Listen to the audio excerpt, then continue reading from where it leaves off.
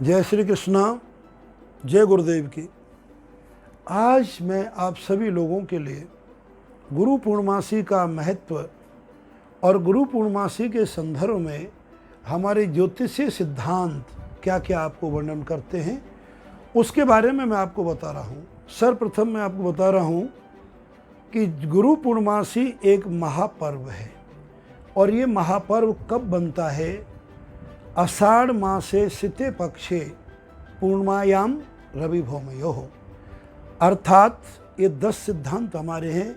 आषाढ़ का महीना हो, पूर्णमासी तिथि हो, उत्तराषाढ़ा नक्षत्र हो, धनु राशि पर उस दिन चंद्रमा का संचार हो, मिथुन राशि पर सूर्य का संचार हो, सूर्य चंद्रमा दोनों आमने सामने हों, सर्वार्थ द्विपुष्कर त्रिपुष्कर अमर सिद्धि योग हो। ये 10 परिभाषा गुरु पूर्णमासी की कही जाती है। इन 10 परिभाषाएं जिस दिन एकत्र होती हैं उस दिन एक महापर्व का निर्माण होता है और ये महापर्व का निर्माण होने पर मनुष्य के जीवन में उस दिन मंत्र दीक्षा लेना, गुरु की आज्ञा मानना, गुरु की सेवा करना अनंत गुना फल देने वाला होता है। और सबसे अच्छी बात क्या है कि उस दिन अपने गुरु के दरबार में जाकर के अगर कोई भोजन प्रसादी पाता है तो उसको पुण्य तो अधिक मिलेगा ही, इसमें तो कोई संदेह नहीं है। साल भर में उस मनुष्य के द्वारा जाने या अनजाने में जो कुछ गलतियां अर्थात पाप हो गए हैं उन सब का समन्वय हो जाता है। ये हमारा ज्योतिषीय सिद्धांत कहता है। और हमारे पौराणिक सिद्धांत पर एक चीज़ और आती है, इसी दिन अर्थात आषाढ़ शुक्ला पूर्णमासी के दिन हमारे चारों वेदों के रचयिता, 6 शास्त्रों के रचयिता, 18 पुराणों के रचयिता, ज्ञान के अवतार, प्रभु के अवतार श्री वेदव्यास जी का जन्म हुआ था। तो उनके जन्मदिन के उपलक्ष्य में ये गुरु पूर्णमासी मनाई जाती है, क्योंकि उस दिन हमारे संसार में ज्ञान का दीपक लेकर के ज्ञान का प्रकाश करने के लिए भगवान ज्ञान स्वरूप हमारे वेदव्यास जी प्रकट हुए थे। उनके संदर्भ में और ज्योतिष की जो मैं 10 परिभाषा बताई उनके संदर्भ में अब आपको एक तीसरा बिंदु मैं और बताने जा रहा हूँ कि गुरु दीक्षा लेना आवश्यक होता है।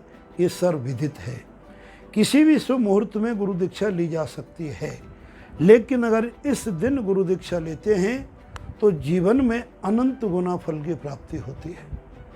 तो इसी संदर्भ को, इसी मर्यादा को नियम के अनुसार एक कायम रखने के लिए, एक मर्यादित रखने के लिए आगामी 24 जुलाई 2021 शनिवार के दिन ये पूर्णमासी पर्व आ रहा है।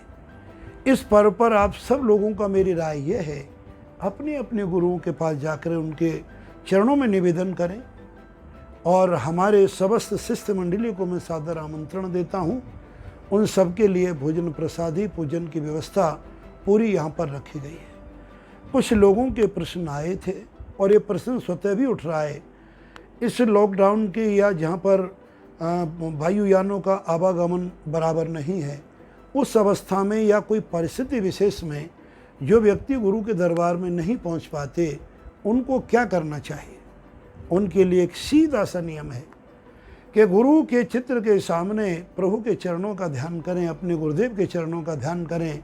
जो तुम्हें श्रद्धा उनके सामने अर्पण करनी है, अर्पण करके और उनसे क्षमा मांगनी है, भोजन बना के मानसिक भोग लगा के वही प्रसाद गुरु का मान लेना चाहिए।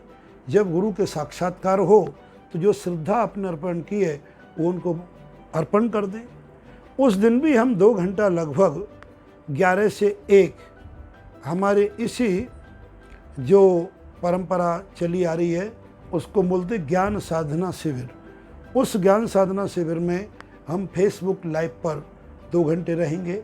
आवश्यकता होने पर 1-2 बार बीच में भी आ सकते हैं, किंतु 2 घंटे में सब लोग जो बाहर के रहने वाले हैं गुरु पूजन कर सकते हैं ऑनलाइन।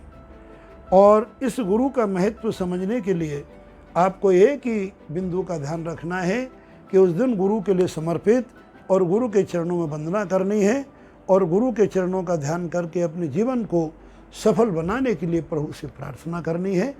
गुरु पूर्णमासी के बारे में इतना ही। जय श्री कृष्ण।